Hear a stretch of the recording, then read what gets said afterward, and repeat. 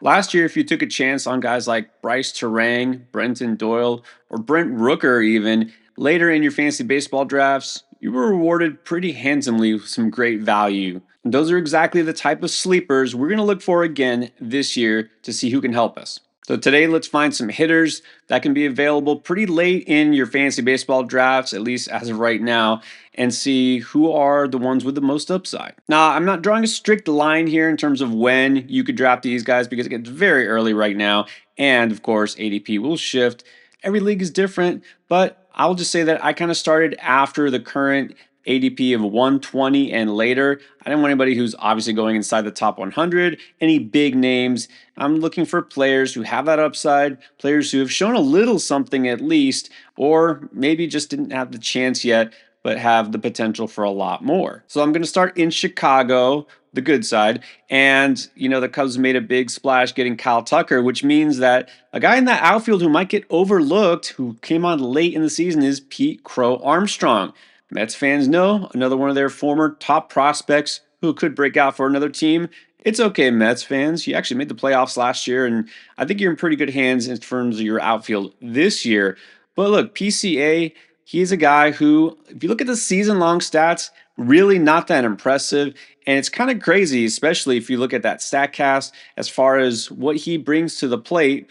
Well, what he really brings is not to the plate so much. It's amazing how good of a fielder he is. 99th percentile in terms of fielding value, 98th percentile in terms of base running, and the batting, well, that's a different story. Somehow, -3 run value batting, 32nd percentile. That's because on the season, he only batted 237, and his expected batting average was much lower at 223. But as I said, that is misleading because he really came on towards the second half. He hit 262, and in just August alone, he was on fire. That month, he slashed 314, 375, 558, 4 home runs, 17 RBIs just in August. Cooled down a little in September, but still, this is a guy who, again, a rookie. Let's keep this in mind. This was his first full season in the majors, first chance at, holding down that center field spot full time. He took advantage, and he's only going to get better with experience. His main calling card is that speed, which is why he's such an excellent base runner and fielder. 99th percentile sprint speed, and so you don't have to worry about that. Stole 27 bases, basically just over half a season's worth of plate appearances. So yeah, 30. I mean, that should be no problem. Could get you up of 40 plus steals, but I also think the batting average will be just fine. Again, don't look at the overall season stats. Look at how he progressed throughout the season. Got a little bit of pop. Of course, we're not talking about a power hitter here, but he's got enough. Should get you at least double-digit home runs again. And so the fact that he's going, it's not late, right? This is more like a mid-draft type of pick. But man, the upside to help you across pretty much every category. Not great power numbers, but he should score runs in that lineup, help you with average and steals. I think he's undervalued. Now, if you're looking for speed, why not Xavier Edwards of the Marlins? 31 stolen bases in just 70 games last year, and it wasn't just the steals. I mean, he could not stop getting on base throughout the second half of the season once he actually held down a full-time job. He hit 328 on the season, 397 on base percentage because he also walks a lot. He doesn't strike out very much either. Held down a very nice 6.3% K minus BB percentage, which is the differential between your strikeout rate and your walk rate. Again, doesn't strike out, walks a lot, hits for average. That's a recipe for success because he gets on base. And when he's on base, he's definitely going to get the green light here. And it's interesting because he actually isn't the fastest guy in the majors. Just talked about PCA there, 99th percentile in sprint speed. Well, Xavier Edwards is fast, but not elite in terms of pure speed. He's in the 78th percentile for sprint speed. But again, that doesn't tell you everything. Just pure straight line speed isn't the same as base running ability. So Crow Armstrong has both. Xavier Edwards, I mean, he's got good, really good speed, but he definitely knows how to steal because alongside those 31 stolen bases, he only got caught 4 times. Team like the Marlins, yeah, they're going to have to manufacture runs. There's no reason that he won't be able to run plenty this year. And given the state of that lineup, as usual, he should probably slot somewhere at the very top. I think a lot of people had forgotten that Xavier Edwards was formerly a top 100 prospect in all of baseball. Not that long ago, really, just 2021. He was in the Rays system, thought he might be their future shortstop. They just kind of gave up on him. He bounced around, landed with the Marlins.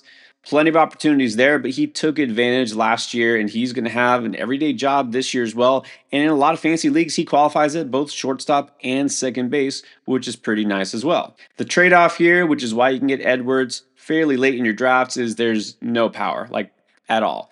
So that's fine. You're not getting home runs, you're not getting many RBIs, but good batting average, ton of steals, and he should at least score plenty of runs. Now let's swing the other way and talk about a pure power hitter, and a guy I'm surprised is going as late as barely inside the top 200 ADP, Isaac Paredes, who's now with the Houston Astros. Just 2 years ago, Paredes hit 31 home runs back when he was with Tampa. And then, of course, last year went over to the Cubs. And this deal for Kyle Tucker that I already mentioned, now he's with Houston. This should only help his power numbers. Wrigley Field, not a haven for power hitters.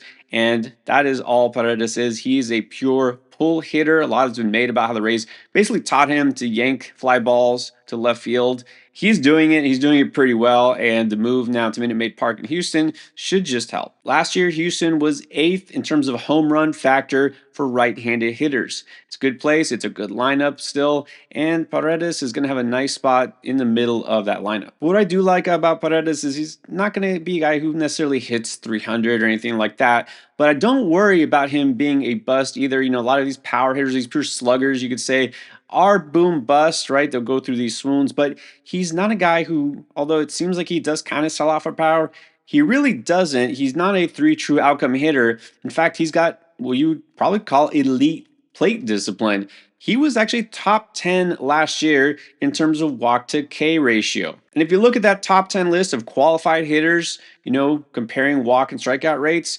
that's a pretty impressive list of hitters, and he's on there. So given the team context, the lineup context, the park factor, and his profile, I feel like this is one of the safest sluggers with 30-plus home run upside you can get. And again, barely inside the top 200. Now let's get to a slugger with a lot more risk. Christian Encarnacion Strand. He was actually one of my favorite deep sleepers last year, and man, that dissolved pretty quickly. It was definitely a year to forget for him, CES. Well, he started out by hitting 190 with just 2 home runs over 123 plate appearances.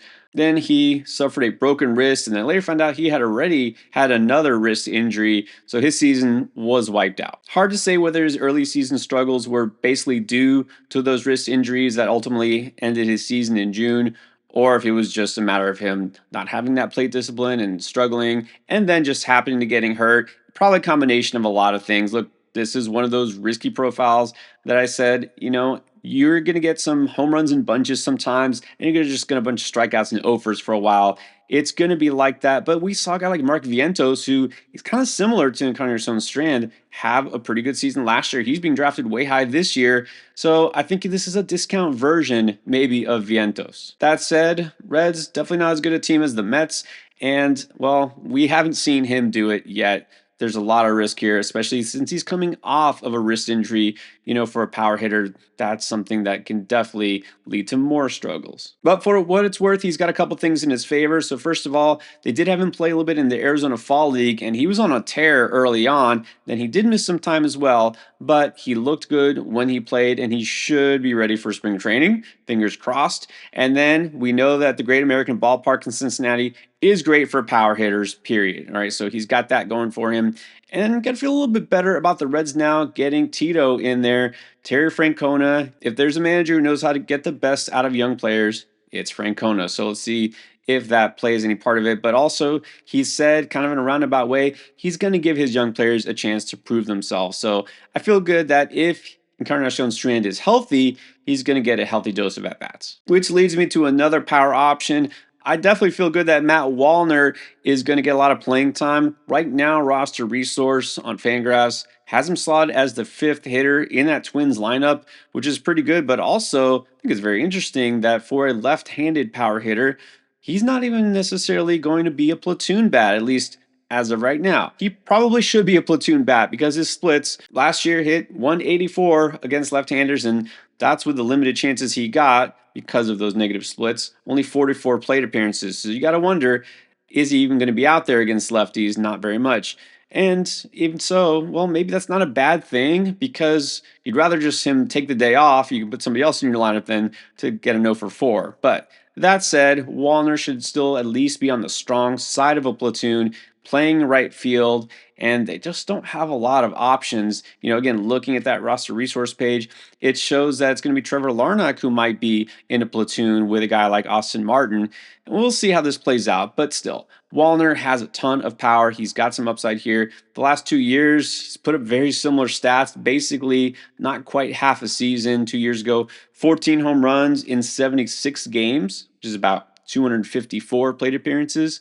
And then last year, 13 home runs in 75 games, 261 plate appearances. If Wallner gets something close to 500 plate appearances, we could be talking about something close to 30 home runs, which would be pretty nice for a guy you pick at the very end, possibly the last round of your draft. But more likely than not, it's going to be a guy who goes and surges and, gives you a few home runs, in 1 month and then gives you nothing in the next week and then gets back to it. But look, this is how baseball is, right? There's no player who's going to do exactly the same thing week after week. I want the guy who can give me that weekly upside. And Wallner has proven he can hit the long ball. This guy who has 70 grade raw power. He's in a pretty good situation there. If he does hit fifth and isn't platooning, that makes me feel pretty good. Now, if you're looking more for like a utility type of player, someone to get you a little bit of everything, not just power, not just speed, okay, why not Joey Ortiz from Milwaukee? Ortiz, one of these forgotten about former Orioles prospects because they moved on from him before last year and they just didn't have enough room for him in that farm system. So now with the Brewers, should be an everyday player. The only question is where. Right now, he should be the everyday shortstop because, Willie Adames moved on to San Francisco. Are they going to bring in somebody else as shortstop? Or are they going to get a Bo Bichette or something like that? I doubt it, but even so, if somebody else plays shortstop, he just moves to third base. This infield is still kind of a mess like it was last year, but I feel pretty confident. Bryce Terang is going to be the second baseman, and Ortiz will be either the shortstop or third baseman. After that, I don't really care what they do. I mean, they have Caleb Durbin they just picked up. Tyler Black is still there somehow, some way. They don't seem to want to get him too much involvement. Oliver Dunn, like whatever. Joey Ortiz is set. This guy who will play nearly every day and does qualify at multiple positions, which again, that's very valuable. You need that flexibility. You want a guy who can help you across multiple positions, but also get you a little bit of everything statistically. Hit for a decent average. I think that can improve with experience. This is a guy who's still in his prime age-wise. Last year, 11 home runs, 11 steals. We're looking at possible 15-15 upside over a season if he just makes some slight strides, with his contact rate. Hey, that's pretty good for a late round utility guy that you can kind of plug and play as you need. And I'm always a sucker for plate discipline for a hitter. Despite limited major league experience, last year Ortiz only a 20% strikeout rate, 11% walk rate. But all your sleepers don't have to be young players per se. Brent Rooker, as I mentioned at the very top, great example, a guy we're kind of forgotten about, partly because he was with A's, sure. Look, sometimes these post-hype prospects, whatever you want to call them, guys you kind of forgot about who are just role players, they can break out too. So who could be this year's Brent Rooker? Pavin Smith of the Diamondbacks. When the season starts, he'll be 29 years old, and he's never really been a full-time player. He'll come in and play some outfield, some DH, a little bit of first base as needed, but never a guy who's really put up a full season worth of at-bats. He came pretty close in 2021, his first full season in the majors with 498 ABs, but the last 3 seasons hasn't even topped 250 at-bats. There's still some time for free agency to play out the rest of this offseason, but as of right now, Pavin Smith could be the everyday DH or at the very least a strong side platoon as a left-handed batter. And he's shown that he earned that based on the way he finished last season. He made some big games in terms of his hard contact rate last year and hit for a career best 293 expected batting average. After posting pretty abysmal batting averages the last 2 seasons, again as a part-time player, 270 average last year and flashed some more power. But he's also a player who has excellent plate discipline. I mean, he's always had that. For his career, strikeout rate of 20.5%, walk rate of 10.2%. It was even better last year under 20% strikeout rate, 11.4% walk rate. A lot of people probably forgot or didn't know, and Pavin Smith at one time was a top 10 draft pick and a top 10 prospect for the D-backs.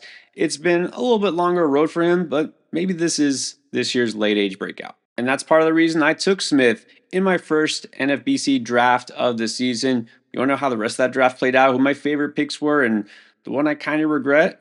Well, check this out.